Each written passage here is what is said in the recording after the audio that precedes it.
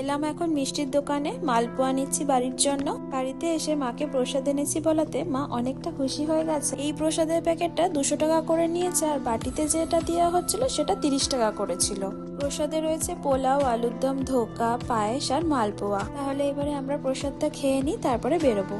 আর এই দেখো, মেলা থেকে নিয়েছি এই 2টো ক্লিপ আমার জন্য, আর কাঠের প্যাঁচাটা আমার মায়ের জন্য নিয়েছি। আর এই 4টে শাপনার নিয়ে নিয়েছি, বড্ড কিউট লাগছিল দেখতে, আমি সাজিয়ে রাখবো বলেই নিয়েছি। আমার বাড়ির রান্নাঘরের জন্য 2টো কাঠের চামচ নিয়েছি, আরও একটা ক্লিপ নিয়েছি আমার, আর 2টো মায়ের আর 2টো সন্তুর মায়ের জন্য ক্লিপ নিয়ে নিয়েছি। এখন এলাম মা, আমি আর সন্তু বেলঘরিয়া রথতলার মেলায়।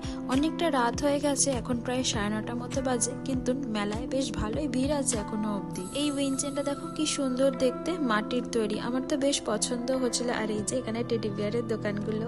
কিন্তু এইসব বাদ দিয়ে আমার মা আর সন্তু ফুচকা খেতে দাঁড়িয়ে পড়েছে। আমি মায়ের প্লেট থেকে আর সন্তুর প্লেট থেকেই ফুচকা খেয়েছি, বেশ সুন্দর বানিয়েছে, বিশেষ করে ফুচকার জলটা খুব ভালো বানিয়েছিল।